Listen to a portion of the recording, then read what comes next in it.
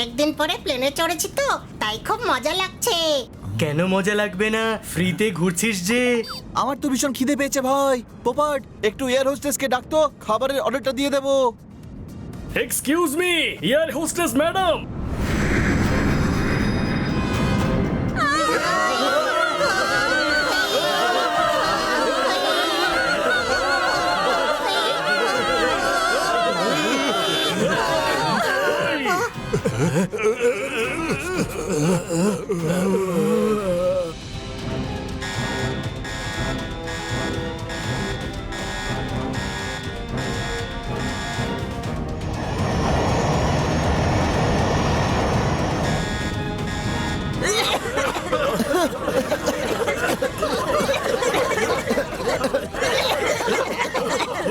কিরে, তোরা ঠিক আছিস তো?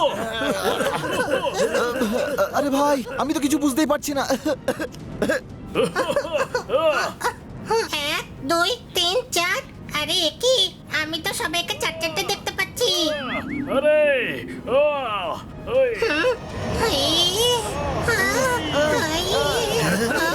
উঠে পড়, উঠে পড় হানি, উঠে পড়।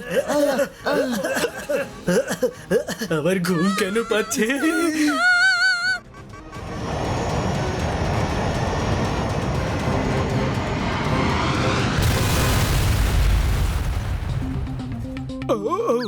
শান্তিতে ঘুমোতে হলে ঘুমিয়ে পড়ুন। সবকিছু সবসময় পারমিশন নিতে হয় না। আর যদি না ঘুমোন তাহলে আমাদের শোটা দেখুন, খোলা মঞ্চের পঞ্চতন্ত্র। গলায় তাবিজ পড়ে জ্যোতিষীরা জপে মন্ত্র। কি সুন্দর নাম, খোলা মঞ্চের পঞ্চতন্ত্র। মানতালি। ছড়া শোনাতে আপনাকে ডাকা হবে আমাদের অন্য শো, বিছিয়ে দিলাম ঘাট, করো ছড়া পাঠ। এখানে তখনই কথা বলবেন যখন আমি বলতে বলবো। এদিকে এসো। আমার মুখের উঠোনে তোমার ক্যামেরার ফুল লাগিয়ে ইন্টারভিউ নেবে। একটু ওদিকে যাও। Very good. নিজের কানে স্পিকার খুলে শোনো। আমি হলাম গেস্ট, আমার সাথে অভদ্রতামি করবে না, ঠিক আছে? তাহলে এটা বলুন, কার সাথে অভদ্রতামি করবে?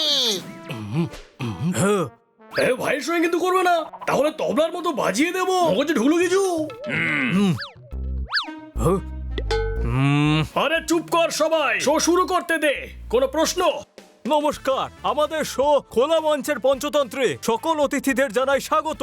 এরা সবাই সার্ভাইভার, যারা ঝটকা এয়ারলাইনের ফ্লাইট 444D এর দুর্ঘটনার হাত থেকে বেঁচে ফিরেছেন। বেঁচে ফিরেছে তো খুশির খবর না, তো আপনি এত রেগে রেগে সেটা শোনাচ্ছেন কেন? এইটা হলো আমার স্টাইল। আমরা খুবই খুশি, কিন্তু এটা আমরা জানতে চাই যে ফ্লাইটটা হঠাৎ কোথায় উধাও হয়ে গেল। কেউ কি ফ্লাইট হাইজ্যাক করেছিল? আর যদি করে থাকে তাহলে কারা ছিল তারা? এক একজন করে বলুন। প্রথমে আপনি বলুন হানি, কি হয়েছিল? শুরু থেকে বলুন, সেদিন কি হয়েছিল বলুন। সবার আগে সকালে উঠে আমি ব্রাশ করলাম। হ্যাঁ ভাই, এতটা গোড়া থেকে বলতে হবে না। প্লেনে চড়ার পর কি হয়েছিল সেটা বল। থ্যাংক ইউ ভাই, তুমি থামিয়ে দিলে, নয়তো এই বোরিং হানি জন্মের পর থেকে স্টোরি বলতে শুরু করতো। মশলাদার স্টোরি তো চাই আমাদের। তবে বলুন, প্লেনে যাওয়ার পরে কি হয়েছিল বলুন। প্লেনে ঢুকতেই সবার আগে এয়ার হোস্টেস গুড মর্নিং বলল।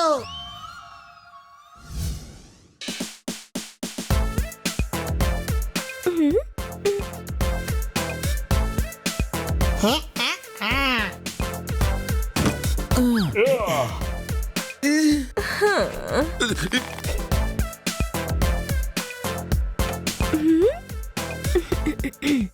Good morning.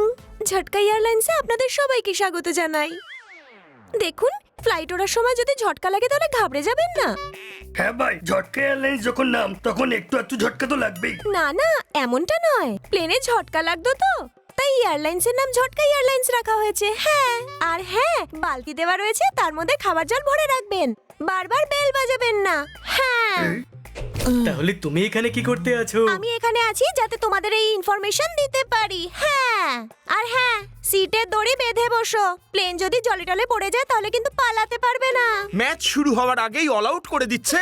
এ তো প্লেনে বসা মাত্রই ভয় দেখিয়ে দিচ্ছে। মারতালি।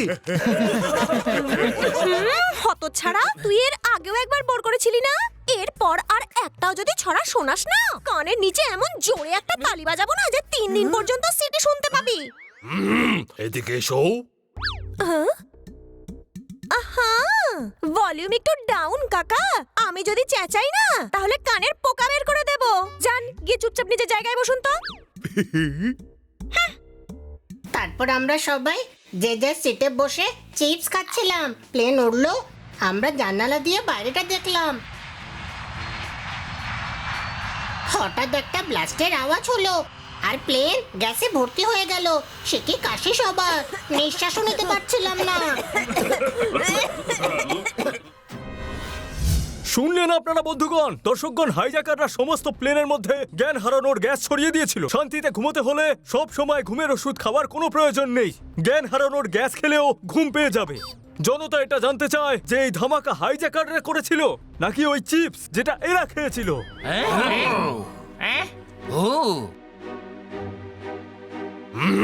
এদিকে এসো। তোমার মগজের কিচেন থেকে ময়লার ডাস্টবিন খালি করো আর শোনো যেটা হানি বলছিল। হ্যাঁ হ্যাঁ, তো হানি বলুন আপনি কি বলছিলেন।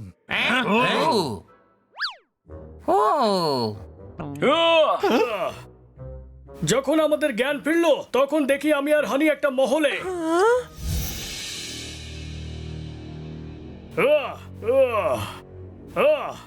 আরে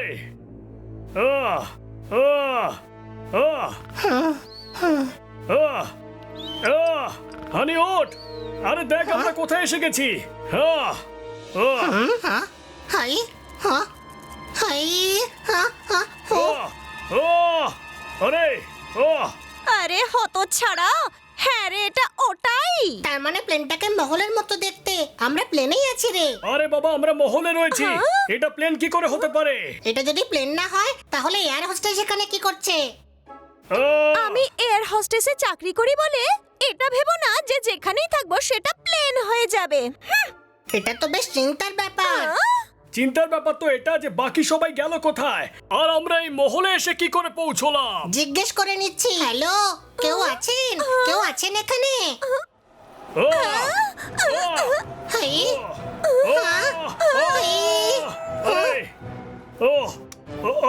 হ্যাঁ বাঁচাও বাঁচাও, কে আছো বাঁচাও আমায়। ও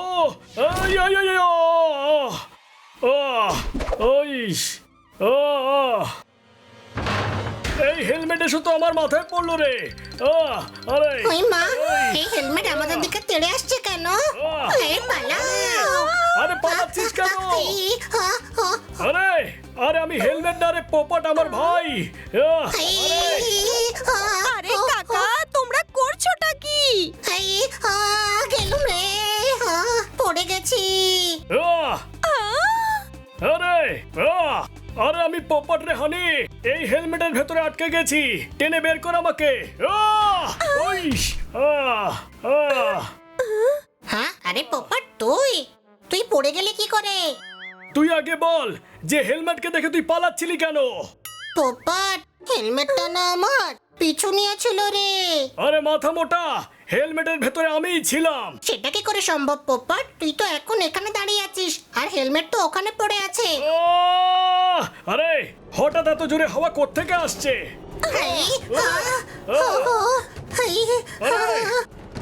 জানালাও নিজে থেকে খুলে গেল। পোপট, ওপরে দেখ, ঝাড়বাতিটাও নিজে থেকে দুলছে। ওই মা, এটা আবার কি? আরে এটা তো পোপটের টর্চ। জেলে দেখি তো। হ্যাঁ হ্যাঁ হ্যাঁ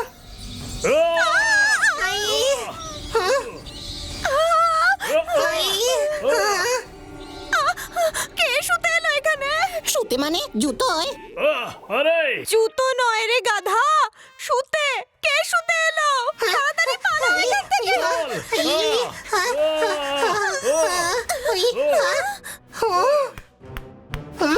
দেখ, ওই মা। আরে এটা তো একটা পুচকে ইঁদুর। আমি তো আগেই বলেছিলাম যে ভূত টুত বলে কিচ্ছু হয় না। আরে এটা কি হচ্ছে? আরে ভূত! পালা। এই মা এই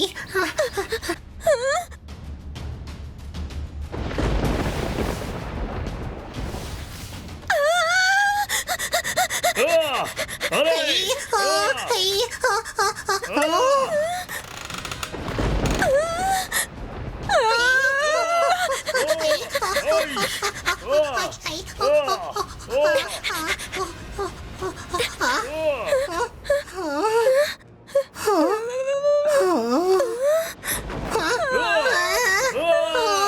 ভূত আছে এখানে, পালাও এখান থেকে। দাঁড়াও, দাঁড়াও, বাঁচাও।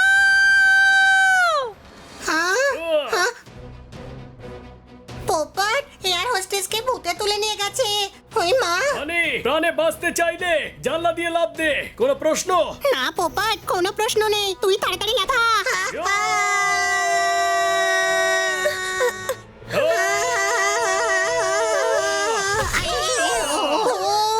ভূত এই, আরে গাধা, এটা আমি। চেঁচিয়ে চেঁচিয়ে আমার কানের পোকা বের করে দিল। বড্ড জোরে লেগেছে রে তুই ভাই। লাফ দিলি কেন? উড়ে আসতে পারতিস তো। আরে তাই তো, ঘাবড়ে গিয়ে ভুলেই গেছিলাম যে আমি উঠতেই পারি। কোনো প্রশ্ন? ভূত! ভূত! খুব কষ্ট করে আমরা নিজেদের প্রাণ নিয়ে ওখান থেকে পালাতে পেরেছি। শুনলেন আপনারা? ভূত কিন্তু সত্যিই আছে, আর আমাদের চ্যানেলে এরকম ভূতেদের রহস্য উদ্ঘাটন হয়। আমরা বলছি ভূতেদের থেকে বাঁচার আর তাদের ধরার উপায় আমাদের শো বাবার ধাবাতে। কিসব বাজে কথা, ভূত টুত কিচ্ছু হয় না। হয় হয় ভাই, আমি হানিমানির বাড়ির ছাদে শাকচুনিকে নাচতে দেখেছি রোজ সকাল 5টায়। শাট আপ, আমি রোজ সকালে জুম্বা করি। হ্যাঁ ভাই ম্যাডাম, আপনি বরং মেকআপ করে জুম্বা করবেন, তাহলে কেউ আর শাকচুন্নি বলবে না। লাল রঙের আপেল দেখলে তোর টমেটো মনে হয়? মেকআপ ছাড়া মিস কাটকারকে কি তোর ভূতের মতো মনে হয়? মারো তালি। ম্যাডামকে ইনসাল্ট করা হচ্ছে। যদি কেউ তালি দিয়েছে তাহলে ভালো হবে না। জোরদার তোকে বারণ করা সত্ত্বেও তুই তালি বাজাচ্ছিস। নন্দু সবার বন্ধু, ম্যাডামের প্রতি জোরদারের ভালোবাসা দেখে তো তালি মারছিলাম। আউ। ভাই, প্রভু ভক্তির চোটে যা থাপ্পড়খানা খেয়েছে, এখনো নন্দুর কান বোমো করছে নিঘাত। কি হলো? হ্যাঁ ভাই, এখন তো বেচারা শাকচুন্নিকেও শাকচুন্নি বলতে ভয় হবে। চুপ করুন আপনারা, আমরা ডাইনির কথা পরে বলবো। আপাতত মহলের ভূতকে নিয়ে আলোচনা করা যাক। এদিকে এসো। ভূত টুত কিচ্ছু হয় না, ওটা ভূত ছিল না। আমি আমার চোখের হেডলাইট দিয়ে দেখেছিলাম ওরা জঙ্গলি লোক ছিল যারা আমাকে আর নন্দুকে তুলে নিয়ে গেছিল।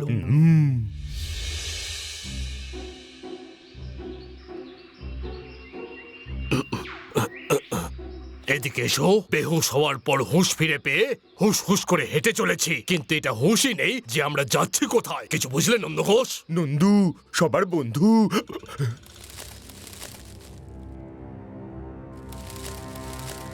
এখন তো শুধু এটুকুই মাথায় ঢুকছে, আমরা কোনো বিপদে পড়েছি।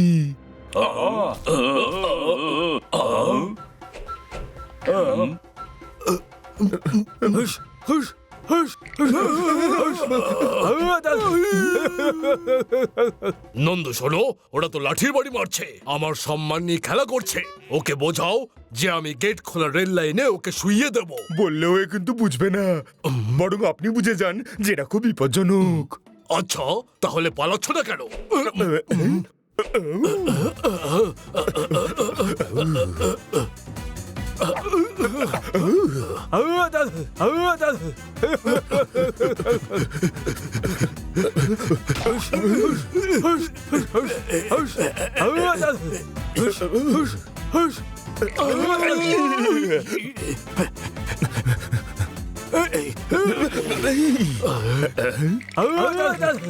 নন্দু, ওরা কেউ নদীতে নামছে না, নিশ্চয়ই কোনো ব্যাপার আছে, কিন্তু ব্যাপারটা কি?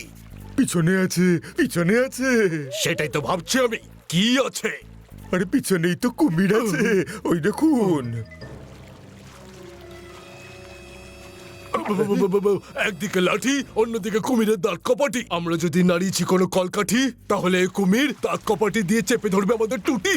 আরে বক বক বন্ধ করুন, আর এখান থেকে চটপট কেটে পড়ুন। চলুন।